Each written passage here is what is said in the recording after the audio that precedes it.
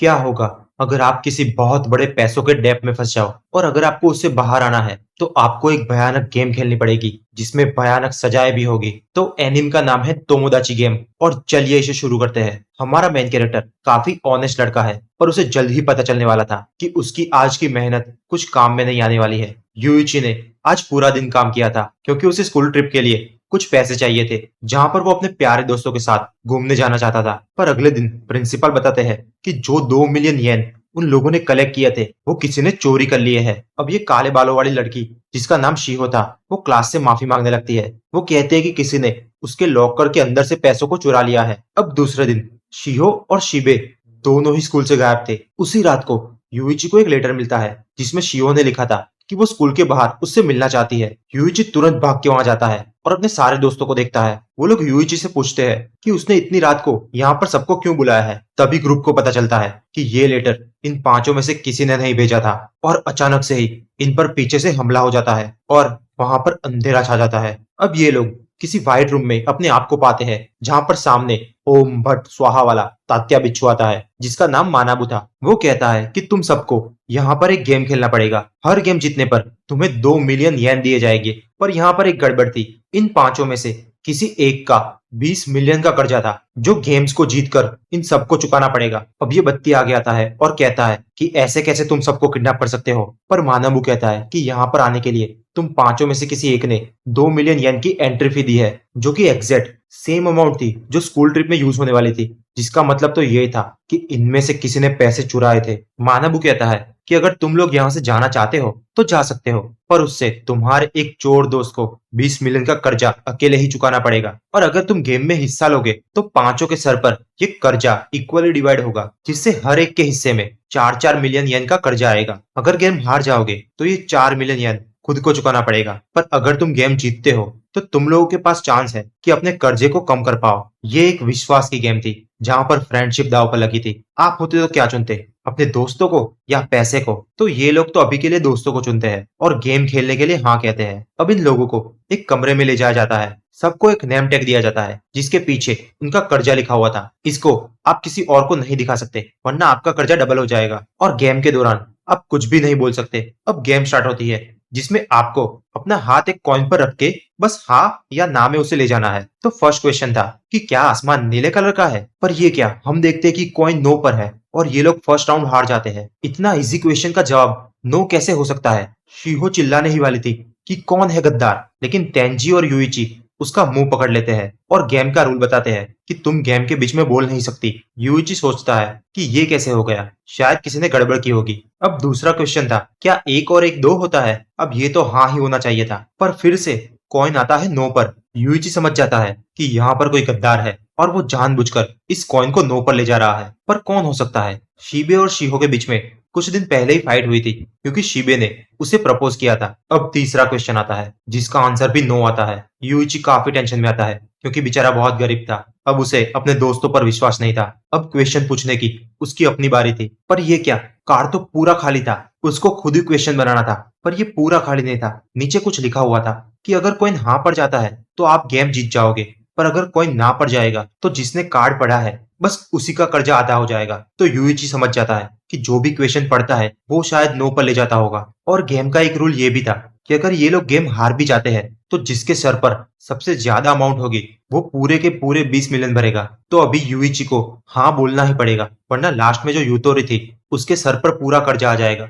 वो काफी अच्छी लड़की थी और यूतोरी को यूइची पर पूरा भरोसा था। यूइची सोचता है कि मैं तो बस हाँ पे ही ले जाऊंगा, लेकिन कॉइन फिर भी नो पड़ जाता है। अब लास्ट क्वेश्चन बाकी था, अगर ये हार गए तो पूरी गेम हार गए। यूतोरी आखिरी क्वेश्चन पढ़ती है कि क्या हम पांचों दोस्त बने रहेंगे या नहीं।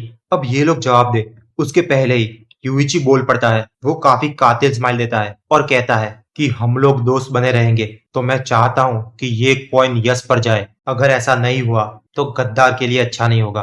पर हम में से तो कोई गद्दार नहीं है ना? हम सब तो काफी अच्छे दोस्त हैं। अब उसके बोलने की वजह से उसका कर्जा तो दुगना हो गया था पर ये उसका तुक्का काम कर जाता है। इस बार सारे लोग यस कहते हैं और ये लोग गेम जीत जाते हैं। यूइची सोचता है कि मुझे इस गद्दार को जल्द से जल्द पकड़ना होगा। तो वो पूछता है कि अभी सबके सर पे कितना कितना कर्जा है। तेंजी कहता है कि हम सबके कर्जे इक्वल होने चाहिए, 3.6 मिलियन येन। तेंजी कहता है कि तुम्हारा अमाउंट तो डबल हो गया होगा, है ना यूइची? तो यूइची कहता है कि नहीं, जब एक नो का आंसर आया था तो मेरा अमाउंट आधा हो गया था, तो वापस डबल हो गया, 4 मिलियन हो गया है। अब यूइची को किसी पर भरोसा नहीं था, तो वो वहीं पर रुककर सबके कार्ड चेक करता है। पर उतने में ही शीहो आती है। वो दोनों बताते हैं कि उन दोनों को ही एक दूसरे पे शक है, और वो शॉक हो जाता है जब शीहो बताती है कि वो उससे प्यार करती है, और कहती है कि उसका कर्जा असल में 7.2 मिलियन है, क्योंकि जब वो चिल्लाई थी तब थोड़ा सा उसका आवाज निकल गया था और उसका कर्जा डबल हो गया था। अब तेंजी बाहर खड़ा खड़ा ये सब सुन लेता है। अब दूसरी गेम चालू होती है, जहां पर इन लोगों को एक कागज के अंदर एक दूसरे के राज लिखने थे। वो कागज को खाली भी रख सकते हैं, और जितने भी लोग हैं वो डिसाइड करेंगे कि ये राज कितना कातिल है और किसका राज एकदम बुरा है। जिसको वोट ज्यादा मिलेंगे वो उतने ही टाइल्स आगे बढ़ेगा। जब कोई आखिर तक पहुंच जाएगा तो ये गेम क्लियर हो जाएगा, और जो भी सबके आगे होगा उसके सर पर पूरा 20 मिलियन येन का कर्जा आएगा, और जो भी बाकी रह जाएगा उन सबको 1 मिलियन येन मिलेगा। और तीसरी गेम भी नहीं खेलनी होगी। अगर पांचों के पांचों लोग कागज को खाली रखते हैं तो उनको बस एक ही प्लेट आगे जाना पड़ेगा, तो पांचों के पांचों लास्ट में एक साथ रहेंगे। तो पहले राउंड में ये सारे मिलकर काम करने की कोशिश करते हैं, और पांचों कागज खाली आते हैं, जिससे वो लोग बस एक टाइल आगे जाते हैं। पर गेम इतनी सिंपल नहीं थी। हर टाइल्स में अलग अलग कंडीशन थी। तो इस टाइल्स पर पांचों के पांचों पर 1 लाख का कर्जा और बढ़ जाता है, और उसके आगे वाले टाइल पर और 5 लाख का कर्जा। अब जब तीसरा राउंड आता है तो एक कागज खाली नहीं था। उस पे लिखा था कि शीहो को यूइची से प्यार है, पर वो टेंजी को डेट किया करती थी। अब ये सुनकर शीहो शॉक हो जाती है। शीबे यूइची से कहता है कि ये तुमने ही लिखा होगा, क्योंकि तुम ही ये जानते हो। अब टेंजी और शीहो बताते हैं कि उन लोगों ने डेट इसीलिए की थी क्योंकि उनकी फैमिली चाहती थी, और शीहो को कभी भी टेंजी से प्यार नहीं था, जिससे शीबे थोड़ा शांत होता है। पर टेंजी गुस्सा होकर कहता है कि तुम भी तो शीहो से प्यार करते हो, तो ये तुमने लिखा होगा। अब ये सुनकर इन दोनों में फाइट होने ही वाली थी कि यूइची बीच में आता है। वो सबको समझाता है कि सबको शांत रहना पड़ेगा, हम सब दोस्त हैं, हम लोगों को ये गेम एक साथ जीतनी है। अब अगले राउंड में भी कागज खाली होने चाहिए थे, पर इस बार 3 कागज खाली नहीं थे। एक पर लिखा था कि शिबे अभी भी अपनी मम्मी के साथ नहाता है, और यूइची तो एक बार महीनों तक नहीं नहाया था, और शीहो का असली फेस बस एक प्लास्टिक सर्जरी है। अब ऐसे ही फिफ्थ राउंड आता है, जहां पर बस एक कागज भरा हुआ था। उसमें लिखा था कि यूतोरी जब छोटी थी तो पैसे कमाने के लिए बड़े लोगों के साथ सोते थे। यूतोरी ये सुनकर काफी ज्यादा रोने लगती है। वो चिल्लाने लगती है, पूरी ट्रॉमेटाइज हो जाती है, और कहती है शीहो तुमने ऐसा क्यों किया? अब शीबे पीछे से कहता है कि मुझे तो ये लड़की काफी भोली लगती थी, पर ये ऐसी हरकतें करती है। अब टेंजी काफी गुस्सा होकर उसे एक जोरदार पंच मारता है। यूइची यूतोरी को समझाने जाता है, जहां पर वो कहती है कि बचपन में लोग उसे बहुत चिढ़ाते थे, और रोज पैसों की उसे बहुत जरूरत थी, बस इसी कारण से वो ऐसा किया करती थी। यूइची कहता है कि मुझे तुम पर विश्वास है, और उसके कान में जाकर चुपके से कुछ कहता है, जिससे यूतोरी शांत हो जाती है। पर दूसरे लोग को लगता है कि ये शायद लव कन्फेशन हो सकता है। अब चीजें थोड़ी कॉम्प्लिकेटेड हो गई थी। सबके माइंड में टेंशन था। पांचों में से कोई एक इनकी दोस्ती तोड़ना चाहता था। शीहो कहती है कि मुझे ये सब पता था, लेकिन यूतोरी के बारे में मैंने नहीं लिखा है। अब हमें पता चलता है कि टेंजी पहले से शीहो को स्पाई करता था, और टेंजी ने उसे एक किचन दिया था, जिसके अंदर से वो शीहो की सारी बातें सुन सकता था। तो शीहो के अलावा बस उसे ही पता था कि यूतोरी ने बचपन में क्या किया था। अब हमें पता चलता है कि गद्दार और कोई नहीं पर टेंजी था। वो शीबे का रिएक्शन देखकर काफी खुश हो जाता है, जब शीबे को पता चला था कि शीहो ने प्लास्टिक सर्जरी करवाई है, क्योंकि वो शीहो को बस अपनी बना के रखना चाहता था, जो कि काम भी आ रहा था। अब टेंजी शीहो के दिमाग में कुछ ना कुछ भर रहा था। वो उसके कान में कहता है कि यूतोरी के बारे में सिर्फ तुम्हें ही पता है, तो ऐसा भी तो हो सकता है कि यूतोरी ने खुद ही ऐसा लिखा हो ताकि वो यूइची के नजदीक आ सके। और पहले ही राउंड में हमें पता चल गया था कि तुम यूइची से प्यार करती हो, तो शायद यूतोरी ने ऐसा किया हो।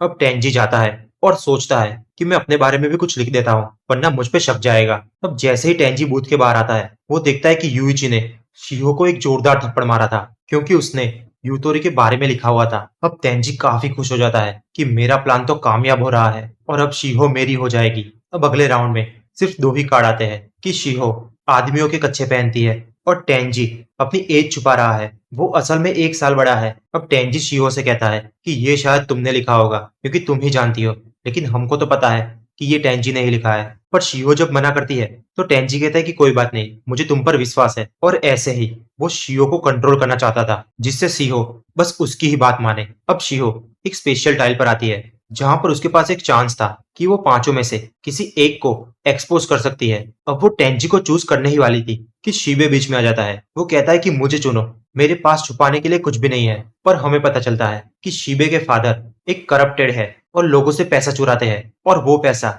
काफी गलत कामों में इस्तेमाल करते हैं। अब टेंजी शीबे से पूछता है कि तुम्हारे पापा ने तुम्हें बचाने के लिए कुछ तो किया होगा, तुम भी मुझे तुम्हारे पापा के जैसे ही लगते हो। लेकिन शीहो कहती है कि नहीं, शीबे ऐसा नहीं है, वो उसके पापा से अलग है। अब अगला राउंड आता है जहां पर लिखा था कि शीबे ने किसी का मर्डर किया है। अब ये सुनकर टेंजी भी शॉक हो जाता है क्योंकि ये उसने नहीं लिखा था, पूरा प्लान उसके कंट्रोल में था। तो ये कौन लिख गया और क्यों?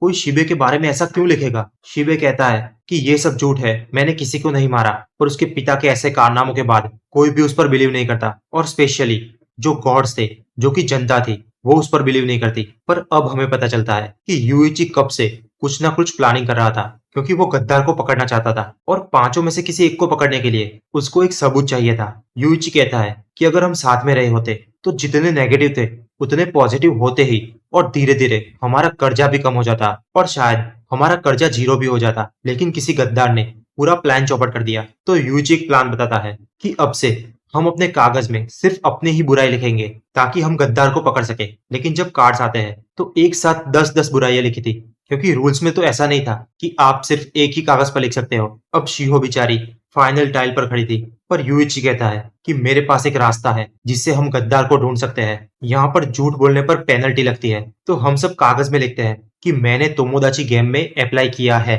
और नीचे हमारा नाम साइन करेंगे। तो मैनेजमेंट ये इन्फॉर्मेशन वेरीफाई कर सकती है जिसमें पब्लिक का हाथ नहीं होगा। अब यूइची तेंजी से पहले जाने के लिए कहता है जिससे तेंजी काफी शॉक होता है। अब जब कार्ड रिवील होते हैं तो हम देखते हैं कि सिर्फ एक कागज पर ही लिखा हुआ था जो कि टेंजी ने लिखा था। अब फाइनली वो एक्सेप्ट करता है कि वो ही गद्दार है और यूइची का प्लान कामयाब हो जाता है। टेंजी बेचारा रोने लगता है। हमें पता चलता है कि यूइची ने पहले से ही सेटअप किया हुआ था। जब शीहो और टेंजी की इन्फॉर्मेशन बाहर आई थी तभी से यूइची कागज का इस्तेमाल करके एक दूसरे से बातचीत कर रहा था। पहले तो उसने शीहो का ट्रस्ट जीता, फिर 5th राउंड में जब वो यूतोरो से बात करने गया तो उसने उसका भी विश्वास जीत लिया और दोनों को एक दूसरे से फाइट करने के लिए कहा था। अब बचे दो लोग और टेंजी की एज के बारे में सिर्फ टेंजी या तो शीबे जानता था और जब शीहो को चाटा मारा था वो भी बस एक नोट पास करने के लिए मारा था। और जब शीबे को एक्सपोज किया था तभी हमें पता चल जाना चाहिए था कि शीबे गद्दार है या नहीं। तो वो तो गद्दार नहीं था। अब टेंजी रोकर पूछता है कि तुमने पहले मुझसे क्यों नहीं पूछा? क्या तुम्हें पहले से ही मुझ पर विश्वास नहीं था? तो यूइची कहता है कि शीबे तो बुद्धू है, वो हमें क्यों फंसाएगा? तो गुनहगार तो टेंजी ही होना चाहिए। लेकिन फिर भी क्या कर सकते थे? शीहो लास्ट टाइल पर खड़ी थी। लेकिन तभी यूइची मानाबू के कान में कुछ कहता है जिससे अचानक से ही उसके नंबर शीहो के भी आगे आ जाते हैं और फाइनली बस यूइची ही हारता है जिससे वो अकेला ही 3rd राउंड में जाएगा। आपको पता है कि यूइची ने क्या कहा था? उसने कहा था कि शीबे ने किसी को नहीं मारा और झूठ बोलने पर तो पेनल्टी है। तो असल में तो यूइची ने 3-3 कत्ल किए हैं। अब ये सुनकर पूरा ग्रुप हिल जाता है कि यूइची ने ऐसा क्यों किया होगा और इन मर्डर्स के बारे में आखिरकार ये लोग जानते कैसे नहीं थे। अब जैसे ही यूइची अगले राउंड के लिए जंप करने ही वाला था तो तेंजी कहता है कि मैंने भी एक झूठ कहा था, मुझे शीहो से प्यार ही नहीं था, असल में तो मैं यूइची से प्यार करता हूँ। और ये साबित करने के लिए वो तुरंत दौड़कर यूइची को किस करता है और वो दोनों धीरे धीरे अगले राउंड में गिरते हैं। अब हमें पता चलता है कि ये टेंजी की कोई पहली बार तोमोदाची गेम नहीं थी। अब ये दोनों अपने आप को एक जेल में पाते हैं जहां पर थोड़े से ही पानी से उन दोनों को सर्वाइव करना था। टेंजी सब बताता है कि उसने ऐसा क्यों किया और तोमोदाची गेम में वो दूसरी बार भी आया है। अब वो कहता है कि जब वो छोटा था तो उसके बहुत ही अच्छे 2 दोस्त थे। इन तीनों ने एक बिजनेस स्टार्ट किया और तेंजी ने जो 1 मिलियन बचाए थे उसको इस बिजनेस में रख दिए। फिर वहां पर शीहो आ गई और तभी से इन लोगों की दोस्ती में दरार आ गई। इन तीनों के बीच में एक शर्त लगी कि जो भी पहले 20 मिलियन कमाएगा वो शीहो को प्रपोज करेगा। और ऐसे ही एक दिन ये लोग किडनैप हो गए और उनको जबरदस्ती ये गेम खेलनी पड़ी थी। टेंजी हार गया था और तभी से उस पर 20 मिलियन का कर्जा था। जब वो बाहर आया तो पहले तो अपने दोस्तों से मिला कि इस गेम में किसने उसे फंसाया था। ये गेम का एक रूल था कि इसके बारे में बाहर किसी को भी नहीं बताना है। लेकिन फिर भी तेंजी अपने पिताजी को बताता है और उसी रात को तेंजी को पता चलता है कि उसके पिताजी की मौत हो गई है। फिर वो शीहो के पिताजी से मिलने जाता है क्योंकि वो दोनों काफी अच्छे दोस्त थे। लेकिन ये सब उन लोगों की मिलीभगत थी। शायद शीहो भी इसमें शामिल हो सकती है, इसीलिए तेंजी उसे फंसाना चाहता था। अब अभी इन लोगों के ऊपर टोटल 10.8 मिलियन का कर्जा था जो कि कुछ ठीक नहीं लग रहा था। तो इसका मतलब तो ये था कि शीहो ने अपना कर्जा छुपाया है। अब यूइची को ये पूरी गेम ही बंद करवानी थी और टेंजी को शीहो के बारे में सच्चाई जाननी थी और उसके पिता की मौत का उसे बदला भी चाहिए था। तो ये दोनों डिसाइड करते हैं कि अब से टीम अप करेंगे टेंजी उसे अपना कर्जा भी दिखाता है जिससे वो डबल हो जाता है। फिर यूइची उस पर भरोसा कर लेता है। अब तीसरी गेम थी फ्रेंडली हाइड एंड सीक, जहां पर उनके सामने एक टीम होगी और टीम में से एक बंदा छुप जाएगा और उसे ढूंढने के लिए दूसरी टीम के बाकी के मेंबर आएंगे। अब यहाँ पर मानाबू कहता है कि एक और टीम है जिसका बस एक ही मेंबर बचा है, तो क्या तुम उसे अपनी टीम में रखना चाहोगे? अब जब यूइची को पता चलता है कि वो एक लड़की है तो वो तुरंत ही हाँ कह देता है। अब सामने वाली टीम में 5 लोग थे और हमारी टीम में सिर्फ 3 लोग थे। तो पहले तो इन लोगों को 2 घंटे दिए जाते हैं जिनमें वो लोग एक छुपने की जगह ढूंढ पाए। अब खेल शुरू करने से पहले थोड़े नियम के बारे में जानते हैं। कोई धक्का मुक्की नहीं करेगा, कोई लड़ाई नहीं करेगा और जो छुपा हुआ होगा वो अपनी जगह नहीं बदल सकता। अगर कोई रूल को तोड़ता है तो उसका कर्जा डबल हो जाएगा और ये गेम वहीं पर रुक जाएगी। अब उनको एक सेल फोन दिया जाता है जिसमें वो किसी को भी कॉल कर सकते हैं, अपनी टीम का या दूसरी टीम का, किसी को भी। और यहाँ पर खाना भी रखा गया है जिसमें जो ढूंढने जाएगा वो ही छुपने वाले को खाना पहुंचाएगा। अब जो छुपा हुआ है वो गिव अप करना चाहता है तो उसे एक बटन दिया जाएगा जिसे दबाते ही ये गेम वहीं पर रुक जाएगी और उसकी टीम हार जाएगी। अब टेंजी और यूइची को उस लड़की पर भरोसा नहीं था, तो जब वो लोग टेंजी को छुपा रहे थे तो इस लड़की को दूर जंगल में ही छोड़ देते हैं ताकि वो देख ना पाए कि टेंजी कहाँ पर छुप रहा है। अब यूइची टेंजी से कहता है कि तुम यहीं पर छुपे रहना,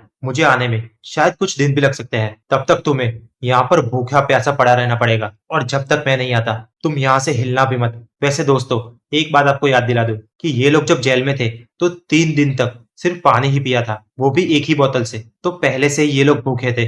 अब ऐसे ही और 2 दिन बीत जाते हैं। टेंजी बेचारा भूखा प्यासा पड़ा था। वो सोचता है कि यूइची ने धोखा तो नहीं दिया। नहीं नहीं, ऐसा तो नहीं हो सकता। अब वो उसे कॉल करता है, पर ये क्या, उसका मोबाइल सामने वाली टीम के पास था। वो टेंजी से कहता है कि यूइची और वो लड़की तो कब से यहाँ पर है, वो जहाँ पर खाना रखा है बस वहीं पर बैठे हैं, बस वो खाते हैं और रात में सो जाते हैं। वो हमारी टीम के मेंबर को तो ढूंढ भी नहीं रहे हैं। अब इन 5 में देखे तो जूजो नाम का एक कैप्टन था और ये लोग बास्केटबॉल टीम में काम करते थे और इसी कारण ये 5 काफी अच्छे दोस्त थे। कैप्टन ने कहा था कि हाइडर को ढूंढना तो काफी मुश्किल है क्योंकि जंगल काफी बड़ा है, तो इन लोगों को एक काम करना चाहिए। जब ढूंढने वाला छुपने वाले के लिए खाना लेके जाएगा तो हम उसका पीछा करेंगे। लेकिन जब यूइची ने टीम में ज्वाइन करने का सौदा किया तो ये लोग मान गए थे, पर उससे पहले फोन करके कैप्टन को पूछना जरूरी था। तो यूइची हंस के कहता है कि तुम 4 लोग एक डिसीजन भी नहीं ले सकते क्या? हर बार कैप्टन कैप्टन कैप्टन, तुम चारों बच्चे हो क्या? अब उसका मैनिपुलेशन काम आने ही वाला था क्योंकि याकुतारो नाम का लड़का काफी गुस्सा हो जाता है, पर उसे एक बंदा पकड़ लेता है, वरना वो यूइची को पंच मारने ही वाला था। और रूल तो आपको याद है ना दोस्तों, नो धक्का मुक्की नो झगड़ा। अब जो कैप्टन थे उसने यूइची को ऑफर को मना कर दिया था क्योंकि वो चाहते थे कि सिर्फ यूइची नहीं, यूइची और ये लड़की दोनों को हमारी टीम में आना होगा। तो यूइची मना कर देता है कि चलेगा, टीम स्विच करने की कोई जरूरत नहीं है। अब अगली सुबह यूइची जो गुस्सा हो गया था उससे बात करने की कोशिश करता है और उससे कुछ जानकारी निकालने की कोशिश करता है। तब उसे पता चलता है कि उसकी टीम भी काफी सेंसिटिव है। जब उन्हें पता चला था कि उनकी टीम में से ही किसी एक ने इन लोगों को ये गेम खेलने पर मजबूर किया था। अब याकुतारो बताता है कि उसकी वजह से कैप्टन को काफी बार चोट लगी थी और कैप्टन काफी अच्छे बंदे हैं, तो उनकी खातिर याकुतारो तोमुदाची गेम खेलने के लिए तैयार हो गया था। अब अचानक से ही वहां चिज़ातो आ जाता है क्योंकि याकुतारो कुछ ज्यादा ही बता रहा था। वो इससे उस लड़की को देखने के लिए कहता है। अब वहां पर ये देखता है कि वो लड़की तो वहां पर थी ही नहीं। वो तुरंत ही उस लड़की की तलाश में निकल जाता है, लेकिन उसको नहाते हुए देख काफी शौक हो जाता है। वो भागकर वापस आता है। अब जैसे ही टीम का ध्यान भटकता है यूइची खाना लेकर भागने लगता है। अब टीम के 2 मेंबर उनके पीछे लग जाते हैं। अब वो लोग इनको पकड़ने ही वाले थे कि तभी भाई साहब यूइची उस लड़की को पुश करता है जिससे वो लड़की खाई में जाकर गिरने वाली थी, लेकिन याकुतारो उसे बचा लेता है और उतने में ही यूइची भाग जाता है। वो टेंजी से मिलता है और आखिरकार बेचारे को खाना देता है और उसे सारा प्लान समझाता है कि पहले याकुतारो जो कि काफी एंग्री बंदा है उसे टीम से हटाना होगा, फिर हम उनकी टीम को तोड़ पाएंगे। अब कुछ चाल रचने की जरूरत थी जिससे उसके टीम मेंबर फंस जाए। अब यूइची दूसरे टीम मेंबर को उकसाने लगता है और इसके लिए वो इस लड़की को परेशान करने लगता है। वो उसके बाल खींचता है और काफी बुली भी करने लगता है ताकि सामने वाले टीम मेंबर उसे बचाने के लिए आए और इन दोनों में लड़ाई हो जाए और गेम वहीं पर रुक जाए। और रूल में ऐसा कुछ नहीं था कि हम अपने टीम मेंबर को नहीं मार सकते, सिर्फ नियम ये था कि आप दूसरे टीम मेंबर पे हाथ नहीं उठा सकते। तो यूइची उसका फायदा उठाकर उस लड़की को मारने लगता है। अब याकुतारो और चिज़ातो के बीच में लड़ाई हो जाती है, पर के बीच में आ जाता है और कहता है कि हम कैप्टन से पूछते हैं कि उस लड़की को हमारी टीम में ले ले ताकि यूइची उसे परेशान ना कर पाए, लेकिन कैप्टन मना कर देता है। तो याकुतारो मानाबू से कहता है कि मैं सामने वाली टीम में जाना चाहता हूँ ताकि मैं उस यूइची को सबक सिखा पाऊं। अब टीम बदलते ही वो यूइची पर धावा बोल देता है लेकिन यूइची काफी स्वैग से उसे हरा देता है। भाई ये इंसान है कि भगवान, वो उसका हाथ पकड़ लेता है और उसे पेड़ से बांध देता है। अब यूइची सुन रहा था जब मरिया उसे कहती है कि अपने लीडर की जगह बता दो ताकि मैं इस बुली से दूर जा सकूं। पर तभी हमें पता चलता है कि याकुतारो को तो कुछ मालूम ही नहीं है कि उसके लीडर कहाँ पर है और उसका लीडर कहाँ पर छुपा है। इसके बारे में तो बस के को ही पता है। अब अचानक से ही यूइची के दिमाग की बत्ती जलती है। वो समझ जाता है कि उस टीम का असली लीडर तो के ही है। वो तो बस कैप्टन जूजो का इस्तेमाल कर रहा है, असली मास्टरमाइंड तो के ही है। अब तभी उसे के का कॉल आता है जहां पर वो कहता है कि यूइची को गिव अप कर देना चाहिए क्योंकि के बहुत ही जीनियस है। अब के उसे बताता है कि यूइची लोग पक्का हार जाएंगे क्योंकि उन लोगों ने एक चलता फिरता आइटम बॉम्ब की टीम में लिया है जो कि याकुतारो था। अब यूइची काफी टेंशन में आ जाता है। वो मारिया से कहता है कि सब खत्म हो गया, अब शायद हम जीत नहीं पाएंगे। अब वहां पर के को पता चलता है कि मरिया असल में है कौन। वो असल में मैनेजमेंट टीम का हिस्सा है और सच में कोई प्लेयर नहीं है। अब जब मरिया अकेली थी तो के उससे मिलता है और कहता है कि तुम यूइची को धोखा दे दो क्योंकि टीम के ही जीतने वाली है। और यूइची को हारता देख मारिया को काफी मजा भी आ सकता है। मारिया तुरंत ही मान जाती है और यूइची से टेंजी का पता पूछती है। यूइची वैसे भी हारने वाला था तो वो उसे बता देता है।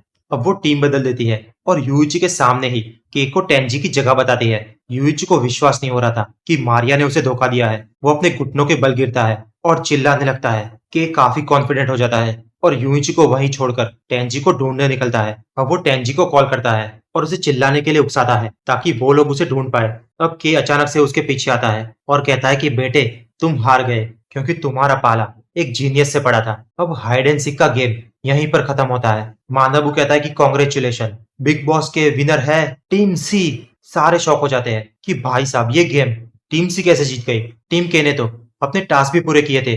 मानव आगे बताता है कि टीम के का जो हाइडर था उसने गेम खत्म होने से पहले ही गिव अप का बटन दबा दिया था और उसकी वजह से वो गेम वहीं पर रुक गई थी।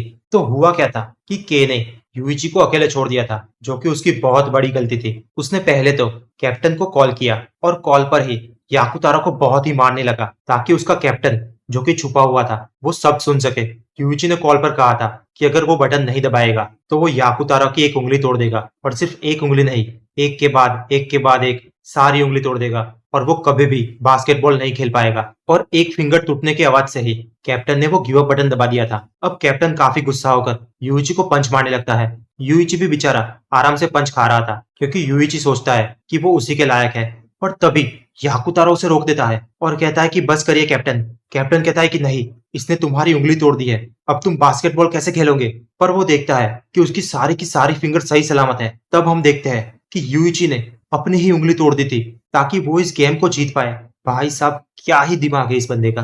आप लोगों को शायद लगता होगा कि इसमें उंगली तोड़ने की क्या जरूरत थी, तो एक बात जान लो, ये जो कैप्टन था वो साउंड एक्सपर्ट था। अगर यूइची कुछ भी फेक करता तो तुरंत कैप्टन पकड़ लेता। अब के भी गुस्सा हो जाता है और वो हार नहीं मान रहा था। पर उसके टीम मेंबर्स कहते हैं कि कैप्टन ने सही किया, अगर हमारे कैप्टन बटन को प्रेस नहीं करते तो मेरे दिल में उनकी जरा सा भी इज्जत न रहती। टेंजी भी यूइची से माफी मांगता है और कहता है कि तुम तो काफी अच्छे इंसान हो, तुमने सारा मार भी खा लिया, अपनी उंगली भी तोड़ दी बस एक गेम जीतने के लिए। पर यूइची कहता है कि मैं कोई अच्छा इंसान नहीं हूँ, अगर मैं पहले के जैसा होता तो मैं एक साथ ही उसकी 5-5 उंगलियां तोड़ देता। अब यहीं पर तीसरे गेम की होती है समाप्ति और ये लोग घर चले जाते हैं जैसे कि उनके दूसरे दोस्त गए थे दूसरी गेम के बाद। और रूल तो आपको पता है कि बाहर किसी के भी साथ इस गेम के बारे में कुछ नहीं बात करनी है और शहर छोड़कर भी नहीं भागना है। अब यूइची और तेंजी जब स्कूल जाते हैं तो वो वहां पर यूतोरी को पाते हैं। वो कहती है कि शिवो और शिबे दोनों ही गायब है क्योंकि उन दोनों पर शक था कि इन दोनों ने ही 2 मिलियन येन चुराए हैं जो कि स्कूल ट्रिप के लिए थे।